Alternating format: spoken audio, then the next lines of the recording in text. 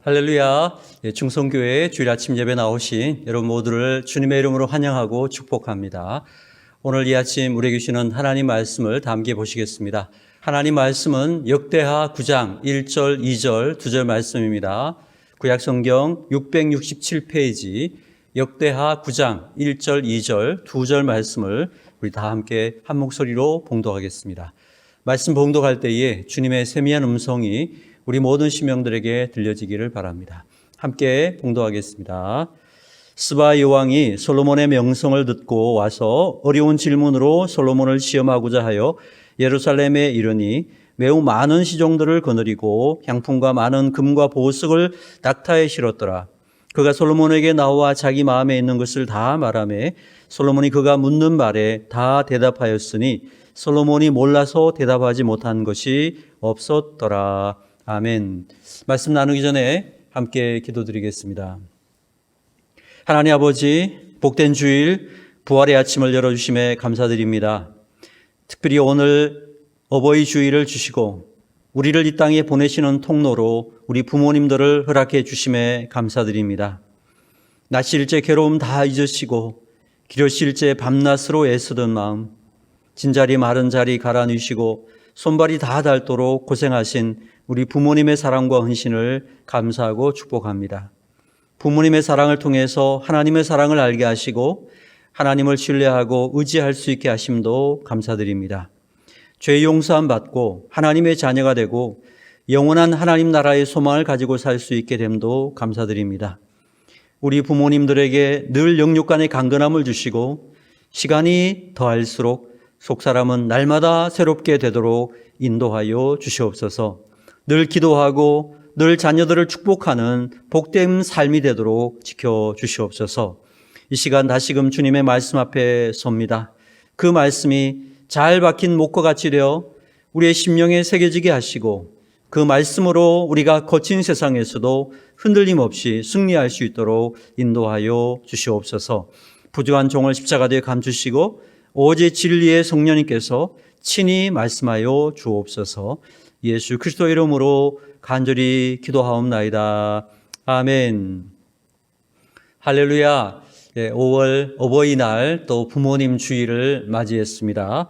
오늘 주님 앞에 예배하러 나오신 충성교회 모든 지체 여러분들 한 분 한 분들을 주님의 이름으로 환영하고 축복합니다. 우리 예배 가운데 우리 주님의 한량없는 은혜가 가득하시기를 주님의 이름으로 축복합니다. 우리 함께 예배하는 귀한 지체들, 가족들 서로 돌아보면서 서로 축복해 주겠습니다. 하나님은 우리 가족을 뜨겁게 사랑하십니다. 한번 인사하시기 바랍니다. 하나님은 우리 가족을 뜨겁게 사랑하십니다. 저는 오늘 본문의 말씀 가지고 역대하 강의 9번째 시간으로 말씀대로 살아내는 것이 능력이다. 말씀대로 살아내는 것이 능력이다 라는 제목으로 하나님 말씀 전가하도록 하겠습니다. 오늘 본문 역대하 9장은 솔로몬의 삶에 대한 결론이 나옵니다. 솔로몬에 대해서 우리가 생각하면은 돈 많고 지혜로운 그런 왕이다. 이렇게 생각합니다. 우리로 말하자면 돈 많고 학벌 좋고 성공한 사람. 어쩌면 우리가 바라는 그런 이상형이 아닐까 생각을 할 수 있습니다. 그렇지만 솔로몬 인생의 가장 큰 약점이 뭐냐? 알고도 그렇게 살지 못했다는 것입니다. 알기만 많이 알았고 은혜도 많이 받았지만은 알고도 그렇게 살지 못한 인생. 부유하게는 살았지만 그렇게 잘 산 인생은 아니었다. 매우 공허하고 허무한 삶을 살았다. 바로 이것이 솔로몬 인생의 결론이라는 것입니다. 자, 먼저 우리 1절에서 12절까지 내용을 중심해서 함께 말씀 나누겠습니다. 여기 내용을 보면 한 사람이 나오는데요. 스바 여왕이라는 사람입니다. 시바 여왕이라고도 합니다. 고대 이 스바라는 나라는 지금으로 말하면 에티오피아 그리고 예멘의 위치와 겹쳐 있습니다. 홍해를 가운데 두고요. 나라가 홍해 이쪽 저쪽 동쪽과 서쪽에 각각 나라가 다 있어요. 같은 나라인데 바다를 기준으로 나눠져 있습니다. 아무래도 영토도 넓고 또 해상 무역을 장악했기 때문에 엄청난 부를 가질 수 있었던 그런 나라였습니다. 어느 날 이 스바의 왕이 솔로몬을 찾아왔습니다. 왜 찾아왔습니까? 돈 버는 지혜를 얻기 위해서요? 아닙니다. 벌써 돈은 충분히 많이 벌었습니다. 그녀가 찾아온 이유는 인생은 어디에서 왔고 무엇을 하다가 어디로 가는가? 나는 누구인가? 이런 철학적이고 종교적인 질문에 해답을 찾기 위해서 지혜를 얻기 위해 왔다라는 것입니다. 아무리 물질이 많아도 인생의 궁극적인 질문에 답을 가지지 못한 인생은요, 공허할 수밖에 없다라는 것입니다. 그래서 솔로몬을 찾아와서 해답을 얻고 싶었던 것 같습니다. 여러분, 사람이란 존재는요, 내가 감당할 수 없는 어떤 부나 또 권세를 가지게 되면은 거기에 대한 어떤 두려움을 느끼는, 그리고 어떤 사명을 느끼는 존재가 아닌가 생각을 합니다. 그리고 왜 내게 이러한 큰 부여를 허락해 주셨을까? 왜 내게 이러한 힘을 주셨을까? 이런 질문을 하게 되는 것 같아요. 역사의 최초의 재벌이라고 불리는 사람이 있는데요. 그게 바로 강철왕 카네기, 혹은 또 석유왕 록펠러, 이런 사람들인데요. 이 사람들의 그 돈이 어느 정도냐면 한 국가의 1년치 예산보다 많을 정도로 엄청난 부를 가진 그런 사람들이었죠. 그런데 그들의 삶이 어땠습니까? 부를 가졌으니까 그냥 막 살았나요? 그렇지 않습니다. 오히려 그들은 두려움을 가졌다는 거예요. 나에게 이렇게 엄청난 부를 주신 목적을 이해하려고 그랬어요. 그리고 그것을 사명으로 삼고 살아가려고 그랬다. 그러니까 어떻게 보면 많은 힘을 가지고 큰 부를 가졌을 때 도리어 두려움을 느끼는, 그리고 어떤 사명감을 느끼는 그러한 느낌이 있지 않는가라는 것입니다. 스바의 왕도 감당할 수 없는 많은 돈과 권세를 가졌지만요, 어떠한 그 두려움이나 어떤 책임감을 가지고 인생의 궁극적인 질문에 다다르게 된 것 같아요. 내 인생은 과연 무엇인가? 어디서 나서 무엇을 하고 어디로 가는지, 이런 철학적이고 종교적인 그러한 질문들을 하게 되었다는 것입니다. 그래서 이러한 부분에 해답을 얻기 위해서 지혜롭다고 하는 솔로몬을 찾아와서 질문을 하지 않았나, 이런 생각이 듭니다. 자, 1절, 2절 말씀을 우리 다 함께 다시 한번 봉독해 보겠습니다. 1절, 2절입니다. 시작. 스바의 왕이 솔로몬의 명성을 듣고 와서 어려운 질문으로 솔로몬을 시험하고자 하여 예루살렘에 이르니 매우 많은 시종들을 거느리고 향품과 많은 금과 보석을 낙타에 실었더라. 그가 솔로몬에게 나와 자기 마음에 있는 것을 다 말하며, 자기 마음에 있는 것을 다 말했다 그랬죠. 솔로몬이 그가 묻는 말에 다 대답하였으니 솔로몬이 몰라서 대답하지 못한 것이 없었더라. 자기 마음에 있는 것을 다 말했다. 자기 마음에 있는 게 무엇이었을까요? 바로 근원적인 질문들이죠. 인생의 근본이 되는 질문들. 나는 누구인가? 어디에서 와서 무엇을 위해 살며 어디로 가는가? 죽음 뒤에는 어떤 일들이 있는가? 어떤 인생의 근본적인 질문들이라는 거죠. 솔로몬이 이 질문들에 대해서 어떤 대답을 했을까? 우리가 참 궁금한데 성경이 이 대답에 대해서 적고 있지는 않습니다. 그러나 우리가 추측하기로는 이 전도서에 있는 내용들을 말해주지 않았을까라는 거예요. 예, 특별히 그 전도서 중에서도 전도서 3장 11절 말씀을 틀림없이 이야기해 주었을 것이다. 전도서 3장 11절을 보니까요, 이렇게 기록이 되어 있습니다. 하나님이 모든 것을 지으시되 때를 따라 아름답게 하셨고 또 사람들에게는 영원을 사모하는 마음을 주셨느니라. 그러나 하나님이 하시는 일의 시종을 사람으로 측량할 수 없게 하셨도다. 짧은 한 절이지만은 인생의 근본적인 어떤 그 질문, 이 질문에 아주 명확하게, 정확하게 대답해 주고 있는 말씀이라고 생각이 됩니다. 자, 여기 보면 첫 번째, 인생은 어디로부터 왔는가? 이 질문에 대한 대답을 하고 있습니다. 여러분, 인생은 어떻게 왔습니까? 나라는 존재는 어떻게 시작됐습니까? 하늘에서 뚝 떨어졌나요? 그냥 단순하게 생각해서 그냥 어머니의 태로부터 태어났나요? 성경은 명확하게 이렇게 대답을 합니다. 하나님이 모든 것을 지으셨도다. 하나님이 지으셨대요. 우리는 하나님께로 왔다는 것입니다. 여러분, 우리를 낳아주신 부모님을 그슬로 올라가 보시면 조부모 나오죠. 조부모님을 그슬로 올라가면 증조부님, 그 다음에 고조부님 이렇게 계속 올라가죠. 계속 올라가면요, 어느 순간에는 최초의 사람이 나오고요, 성경은 그 최초의 사람을 하나님이 지으셨다고 말씀하고 있습니다.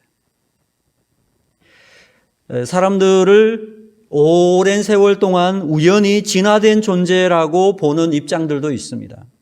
우리 진화론이라고 하는 그런 입장에서는 그렇게 봅니다. 진화를 믿는 사람들은요, 그 오랜 시간 동안 어떻게 우연하게 사람이 아무것도 아닌 이런 물질에서 사람이 됐다는 거예요. 이 우연이라는 것을 마치 신처럼 믿습니다. 그런데 우연으로는 설명할 수 없는 게 너무너무 많다는 것입니다.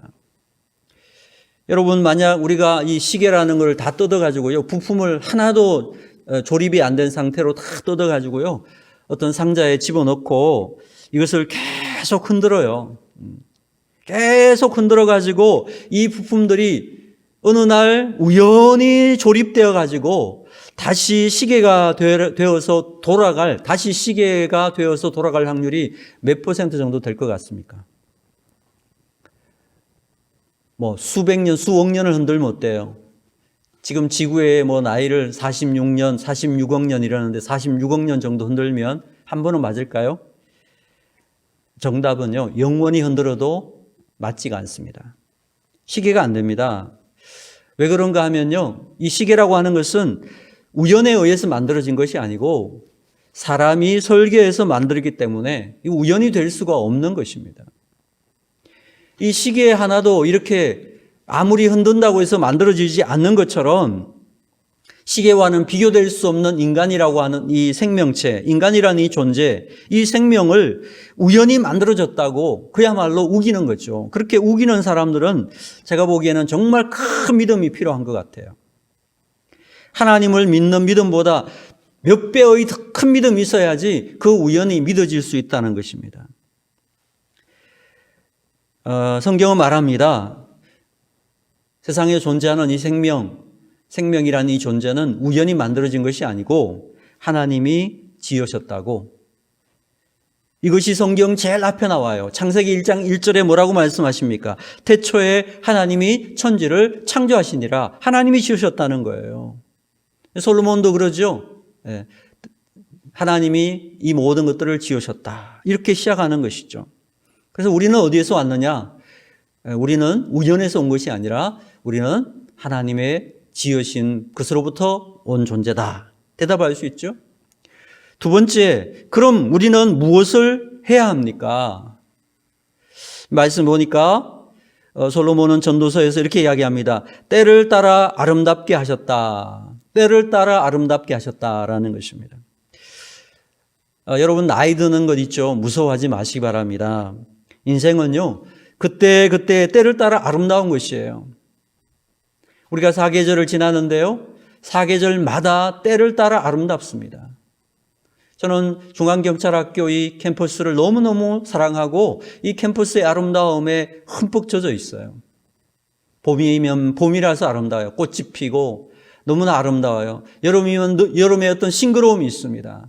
가을은 가을의 단풍의 아름다움이 있습니다. 겨울은 겨울에 또 맛이 있어요. 사계절의 아름다움, 그때그때 아름다운 거예요. 인생도 마찬가지 아닌가. 누가 저보고 목사님 20대로 돌아가고 싶나요? 이렇게 묻는다면 저는 아니요, 지금이 좋습니다. 이렇게 대답할 것 같습니다. 물론 20대는 20대 아름다움이 있고요. 또 30, 40대는 30, 40대 아름다움이 있죠. 저는 지금 50대인데 이 50대의 아름다움을 또 느낍니다. 몸은 예전 같지 않지만 마음은 더 깊어지고 넓어지는 그런 경험들을 하고 있습니다. 그리고 다가오는 노년의 시간들을 어떻게 준비할까를 생각하면서 하루하루를 정말 소중하게 그렇게 살아가게 되는 것 같아요. 그래서 인생은 그때그때 때마다 아름다운 것입니다. 자, 그런데요, 어리석은 사람들은 어떻게 생각하는가? 이 때를 따라 아름다운 것이 아니에요. 때를 따라 속상하고 안타깝고 후회가 가득한 것이에요. 그래서 젊었던 그 20대를 생각해 보면서 그것이 부럽고 그 시간이 안타까워서 똑같이 따라가려고 그래요. 그래서 막 머리도 길게 치렁치렁하고 청바지도 막 찢어진 거 입고 막 헤드뱅잉을 하고 막 그래서 와 20대 정말 멋지다 그러고 딱 봤는데 뒤돌아섰는데 보니까 60대야. 그럼 다들 막 술렁술렁하죠. 와 대단하다 이렇게 말들은 하지만 또 한편으로는 60대인데 너무 저렇게 사는 게 좀 그렇다 이런 생각하는 사람들도 또 있다는 거예요. 그래서 우리가 자꾸만 시간을 그스로 올라가려고 그러고 지금에 만족하지 못하고 이 때에 맞는 아름다움을 느끼지 못하는 그런 모습들, 그것은 참 아름답지는 못하다. 후회스럽지 않나요? 그죠? 때에 맞게 아름다움을 누려야 되는데 하나님께서는 때에 따라 아름답게 하셨다라는 것입니다. 50대는 50대의 아름다움이 있고요. 또 60, 70대는 그 67대의 성숙함과 아름다움이 있어요. 떠오르는 태양도 아름답지만 지는 석양도 너무너무 아름답다는 것입니다. 또 80대는 그때 아름다움이 다 있겠죠. 제가 어떤 책에 읽었는데요. 우리가 나이를 먹으면 누구나 노인이 되는 거죠. 노인이 됩니다. 나이 먹으면 다 노인이 됩니다. 그런데 나이를 먹는다고 해서 누구나 어른이 되는 것은 아니라는 거예요. 참 통찰을 주는 말인 것 같아요. 그래서 노인이 되지 말고 어른이 되라는 것입니다. 의미 있는 말 아닙니까? 노인이 되지 말고 어른이 되라. 어른이 되면 여러분 아파 누워 있어도 사람들이 찾아오는 거예요. 그 얼굴을 보는 것만으로도 위로와 힘을 얻고요. 그 목소리 듣는 것만으로도 위로와 힘을 얻게 되는 그러한 것이 바로 어른의 어떤 역할이죠. 인생엔 어떤 때든지 하나님께서 참 아름답게 하셨다. 진리의 말씀이라고 확신합니다. 자, 그리고 세 번째, 인생은 어디로 갑니까? 사람들에게 영원을 사모하는 마음을 주셨다라고 솔로몬은 이야기를 했습니다. 하나님을 믿지 않는 사람들도 다 압니다. 죽음이 끝이 아니라는 것을 그들도 다 알아요. 그러니까 죽음이 두려운 것입니다. 죽음이 끝이라면 뭘 두렵겠어요? 그냥 죽어버리면 끝인데, 그런데 사람들에게는 영원을 사모하는 마음이 있기 때문에 죽음이 더 두려운 것입니다.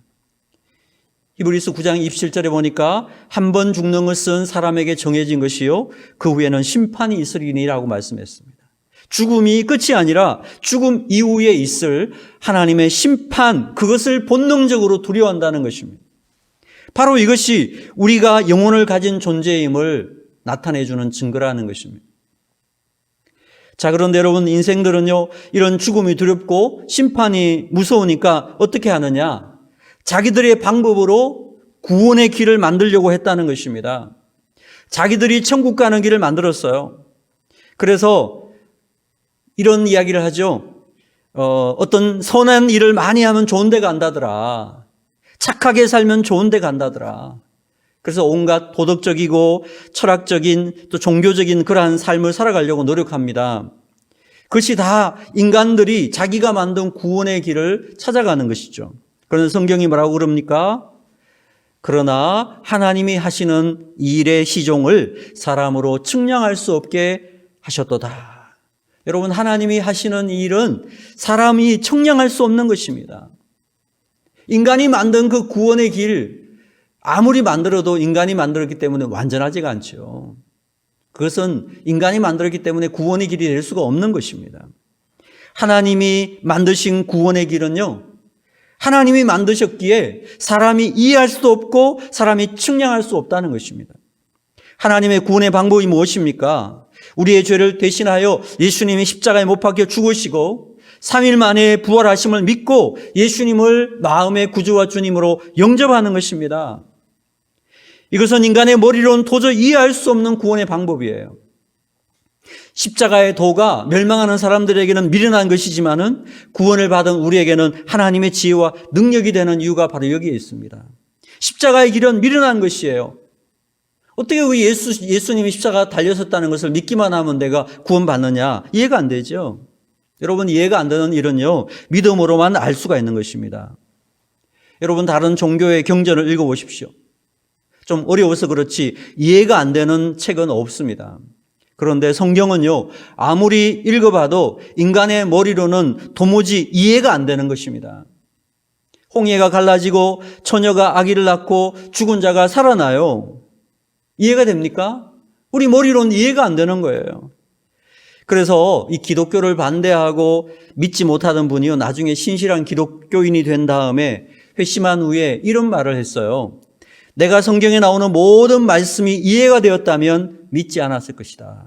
왜냐하면 이해가 되지 않아야 인간이 쓴 글이 아니라 하나님이 하신 말씀이 되기 때문이다. 그 말씀은 이해되어서 믿는 것이 아니라 믿음으로써 이해할 수 있게 된다. 이해의 영역이 아니라는 거예요. 하나님의 말씀은 이해의 영역이 아니라 믿음의 영역이라는 것입니다. 하나님이 하시는 일을 사람이 다 이해할 수 없다는 거예요. 그런데 그 하나님을 믿기로 결정하면 그때부터 이해가 되기 시작하는 거예요. 알게 되는 것입니다. 이것이 바로 신앙의 비밀이 되는 것입니다. 자, 이 스바 여왕의 인생의 근원적인 질문에 대해서 솔로몬이 아마 이런 내용으로 대답을 해주지 않았을까 생각을 합니다. 우리 이 땅 살아간 동안에도 하나님이 우리에게 은혜로 구원을 주시고 우리의 삶을 때를 따라 아름답게 하시고 지금 우리에게도 영원한 처소를 예비하고 계시며 다시 데리러 오실 그 주님을 온 마음 다해 찬양할 수 있는 우리 모든 사랑하는 지체들이 되시기를 주님의 이름으로 축원합니다. 자, 솔로몬의 이야기를 들은 이 스바 여왕의 반응이 어땠는가? 4절에 보니까 정신이 황홀했다. 5절에 보니까 당신에 대한 소문이 진실하도다. 6절에 보니까 내가 들은 소문보다 더하도다. 입에 침이 마르도록 솔로몬의 지혜를 칭찬했다는 거예요. 솔로몬을 막 칭찬하고 인정을 했어요. 그리고 나서 스바 여왕이 솔로몬의 주변에 있는 사람들을 보니까 다 복된 사람들인 거예요. 복을 받은 사람들이에요. 그 하나님의 말씀을 듣고 순종하는 사람들, 신앙을 붙잡고 살아가는 사람들을 보니까 그 주변 사람들도 다 복을 받은 사람들이라는 거예요. 그래서 그들에게 칭송을 합니다. 당신의 주변 사람들은 복 받은 사람들입니다. 이런 칭송을 합니다. 자, 우리 7절과 8절을 보시겠습니다. 7절, 8절. 자, 같이 봉독하겠습니다. 시작. 복되도다 당신의 사람들이여, 복되도다 당신의 이 신하들이여, 항상 당신 앞에 서서 당신의 지혜를 들음이로다. 당신의 하나님 여호와를 송축할지로다. 하나님이 당신을 기뻐하시고 그 자리에 올리사 당신의 하나님 여호와를 위하여 왕이 되게 하셨도다. 당신의 하나님이 이스라엘을 사랑하사 영원히 견고하게 하시려고 당신을 세워 그들의 왕으로 삼아 정의와 공의를 행하게 하셨도다 하고, 사람들을 이렇게 칭송하고 난 후에 하나님을 송축하고 있죠. 하나님의 그 영원하신 지혜와 그 놀라우심, 그것을 송축하고 있습니다. 여러분, 이 땅을 살아가는 사람들은요, 크게 두 종류의 사람이 있습니다. 하나는 자기의 신념을 붙잡고 사는 사람들이 있고요, 하나는 신앙을 붙잡고 사는 사람들이 있습니다. 이 신념이라고 하는 것은 그 뿌리가 어디 있느냐? 바로 내 안에 있어요. 내 안의 욕심과 내 안의 욕망에서 나오는데 그 뿌리를 두고 있습니다. 그러나 신앙은요, 그 뿌리가 하나님의 말씀, 하나님께로부터 나오는 것입니다. 그러니까 신념을 따라 살아가는 사람들은요, 그 욕심 때문에 여러 가지 부작용을 경험하게 된다는 거예요. 미움과 시기와 질투와 다툼과 분쟁, 끊이지 않는 삶을 살 수가 있고요. 그래서 신념을 붙잡고 살던 사람들의 신앙 고백이 뭐냐? 그들은 이런 이야기 하죠. 인생지사 세옹지마라. 여러분, 세옹지마가 무슨 뜻이죠? 화라고 생각했는데 그게 복이 되고, 복이라고 생각했는데 화가 되고, 뭐 이것이 계속 반복되는 것이잖아요. 그러니까 인생지사 세옹지마라는 것이 무슨 뜻이에요? 이게 인생이란 정말 아리까리하고 무엇이 어떻게 되는지를 모르는 그런 답답함이 가득한 인생이라는 것입니다. 이게 신념을 따라, 욕심을 따라 살아가는 사람들의 삶의 모습이라는 것입니다. 그러니까 자기 신념을 믿고 살아가는 사람들은요, 너무 이게 업앤다운이 심해요. 올라갈 때와 내려갈 때 화와 복이 계속 반복적으로 경험되면서 어느 순간 무너지게 되는 것이 신념을 붙잡고 살아가는 사람들의 모습이라는 것입니다. 자, 그런데 하나님의 말씀 붙잡고 사는 사람은 어떻습니까? 그 뿌리가 하나님과 하나님 말씀에 있죠. 신앙을 따라가는 삶의 인생이죠. 환경과 상황을 바라보지 않습니다. 어떤 상황이든지 어떤 환경이든지 하나님의 말씀 붙잡는 거예요. 그 말씀에 순종하면서 살아가다 보니까 업앤다운이 거의 없습니다. 말씀이 반석이 되어서 아무리 바람이 나고 홍수가 나더라도 든든한 반석 위에 세워진 집은 결코 무너지지 않는다라는 것입니다. 어떤 일을 결정할 때도 말씀 붙잡고 말씀 위에 결정하는 사람은요, 결코 실패하지 않는다는 거예요. 어쩌면 스바이 왕은 솔로몬보다 더 지혜롭지 않았는가 생각이 듭니다. 그럼 결국 솔로몬의 이 지혜를 솔로몬이 똑똑해서가 아니라 솔로몬이 섬기는 창조주 하나님이 부어주신 지혜이고 그 지혜의 근원에 하나님의 말씀이 있었구나, 이 사실을 알게 되었다는 것이에요. 그래서 칭송하고 있는 것입니다. 우리 이 땅 살아가는 동안에 우리도 늘 하나님 말씀 붙잡고 살아가는 참된 신앙인으로서 늘 하나님이 주시는 지혜를 가지고 어떤 상황에 서든지 말씀의 반석 위에 세워지는 흔들림 없는 인생들이 다 되기를 주님의 이름으로 축원합니다. 자, 13절부터 이제 마지막 32절까지는요, 솔로몬이 누린 부귀영화가 얼마나 컸는가, 이것을 설명하고 있습니다. 그러나 결론은 이것이에요. 그 부귀영화가 정말 큰 것이었다. 그러나 결론은 해는 언젠가는 진다. 그것이 얼마나 허망한가, 이런 것입니다. 내용을 잠깐 살펴보면 13절에 보면 그 솔로몬 왕국의 1년 세금 수입이 금으로만 666달란트였다는 것입니다. 여러분, 금 한 달란트의 무게가 한 34kg 정도 되고요. 지금 금 한 돈, 이 가격이 거의 40만 원 정도 한다고 하니까 이 한 달란트의, 금 한 달란트의 가치는 지금 130억 원 정도 됩니다. 그러니까 이것을 666달란트로 계산해 보면은 905억 정도의 기본 세금 수입이 있었다는 것입니다.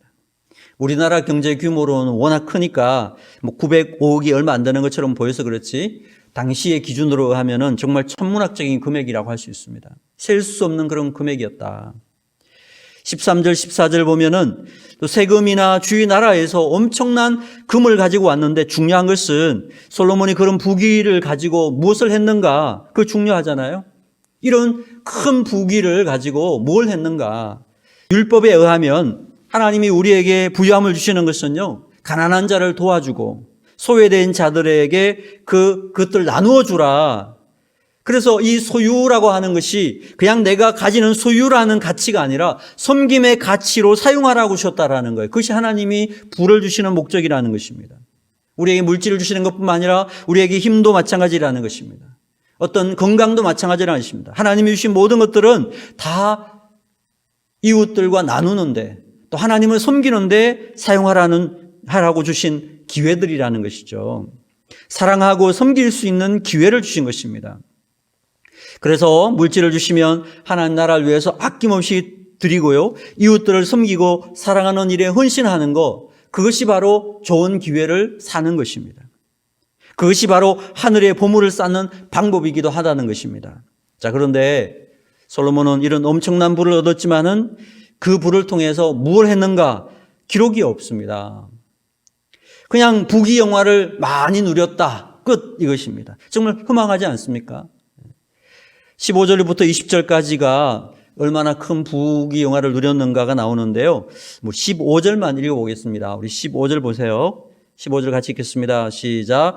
솔로몬 왕이 쳐서 느린 금으로 큰 방패 200개를 만들었으니 방패 하나에 든 금이 600세겔이며, 방패는 원래 뭘로 만들어야 됩니까? 가죽 같은 것으로 이렇게 가벼우면서도 화살이나 칼을 잘 막도록 만들어야 되지 않습니까? 자, 그런데 금방패, 이거 어디다 써먹겠어요, 여러분? 순전히 과시용이고 장식용이지. 그렇게 많은 물질과 권력, 엄청난 기회를 주셨는데 기껏해야 금방패 만드는 거예요. 자기 과시나하고 자기 하나 잘 먹고 잘 살았다. 이것이 솔로몬의 결론이라는 거예요. 한 게 없어요, 한 게 없어요. 그리고 31절에 보시면 솔로몬이 그의 조상들과 함께 잠에 그렇게 살다가 죽었다는 것입니다. 이게 솔로몬의 결론이에요. 얼마나 허망한 것입니까? 그래서 솔로몬 자신도 그렇게 고백했습니다. 전도서 1장 2절에 보니까 전도자가 이르되 헛되고 헛되며 헛되고 헛되니 모든 것이 헛되도다. 모든 것이 헛되도다. 부귀영화를 하나님 주셨는데 그것을 가지고 가치 있고 의미 있는 일에, 하나님의 나라의 보화를 쌓는 일에, 이웃들을 사랑하고 섬기는 일에 사용한 적이 없어요. 그냥 그거 가지고 금방패나 만들고 말이죠. 너무나 귀한 기회를 다 그냥 잊어버렸어요. 그 귀한 기회를 그냥 썩히고 말았다는 거예요. 솔로몬 사후에요. 금방패는요, 나중에 그걸 다 빼앗기거든요. 전쟁에 져가지고 다 가져가 버려요. 너무나 허무하게 된 것입니다. 여러분, 우리도 마찬가지입니다. 하나님께서 우리들에게 주신 것들, 우리들에게 주신 기회들을 사용하지 않고 그게 고여 있으면 썩게 마련이라는 것입니다. 허무하게 될 수도 있다는 것입니다. 솔로몬의 인생을 하나님 앞에서 결코 성공한 인생이라고 볼 수 없는 이유가 바로 여기에 있다는 것입니다. 민수기 17장에 보면요, 하나님께서 왕들에게 주시는 말씀이 있어요. 왕들에게 주시는 말씀. 제가 봉독해 드리겠습니다. 신명기 17장 16절에서 20절 말씀이에요. 하나님이 왕들에게 뭐라고 말씀하셨는가? 그는 병마를 많이 두지 말 것이요 병마를 많이 얻으려고 그 백성을 애굽으로 돌아가게 하지 말 것이니 이는 여호와께서 너에게 이르시기를 너희가 이후에는 그 길로 다시 돌아가지 말 것이라 하셨음이며 그에게 아내를 많이 두어 그의 마음이 미혹되게 하지 말 것이며 자기를 위하여 은금을 많이 쌓지 말 것이니라. 그가 왕위에 오르거든 그 율법서의 등사본을 레위 사람 제사장 앞에서 책에 기록하여 평생에 자기 옆에 두고 읽어 그의 하나님 여호와 경외하기를 배우며 이 율법의 모든 말과 이 규례를 지켜 행할 것이라. 그리하면 그의 마음이 그의 형제 위에 교만하지 아니하고 이 명령에서 떠나 좌로나 우로나 치우치지 아니하리니 이스라엘 중에서 그와 그의 자손이 왕위에 있는 날이 장구하리라. 왕들에게 주시는 말씀이에요. 솔로몬을 이렇게 들여다보면 하나님께서 하지 말라고 하신 것들만 다 한 것 같아요. 병마를 많이 얻지 말라 그랬죠? 근데 그 병마를 얻기 위해서 얼마나 노력했습니까? 아내를 많이 두지 말라 그랬죠? 1000명이 넘는 아내를 두었어요. 은금을 쌓지 말라 그랬죠? 은금을 막 이만큼 쌓았잖아요. 하나님의 말씀을 옆에 두고 늘 읽으라고 그랬어요.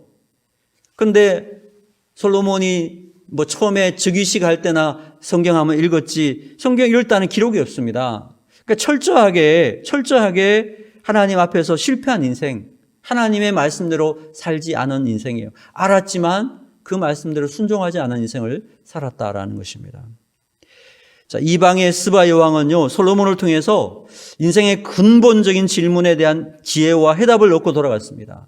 그런데 그 말을 했던 솔로몬은 자기가 한 말씀대로 순종하지 않는, 말만 했지 순종이 없는 그런 삶을 살았다는 것입니다.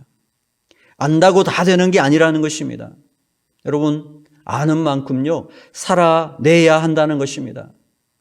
아는 것을 우리가 살아내게 될 때에 거기에서 능력이 나온다는 것입니다. 살아내는 것이 능력이다라는 것입니다.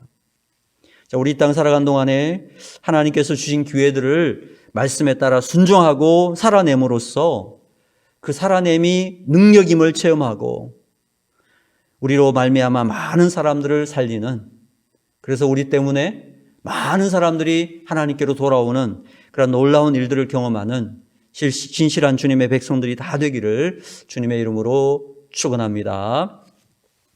우리 다 함께 기도드리겠습니다. 하나님 아버지, 솔로몬의 인생의 마지막을 살펴보았습니다. 우리 인생이 어디에서 왔다가 무엇을 하며 살다가 어디로 가는지 알지 못한 채 살아가는 분들이 한 사람도 없게 하시고, 이해가 안 될 때 그 이해를 넘어서서 믿음으로 구원 얻는 하나님의 은혜를 부어주시기를 원합니다. 또 부어주신 물질과 가지고 있는 힘들이 하나님의 말씀에 따라 순종할 수 있는 귀한 기회로 사용됨으로 말미암아 믿음으로 살아내는 능력이 우리의 삶의 현장 가운데서 경험될 수 있도록 은혜 베풀어 주시옵소서. 예수 그리스도 이름으로 간절히 축복하며 기도드리옵나이다. 아멘.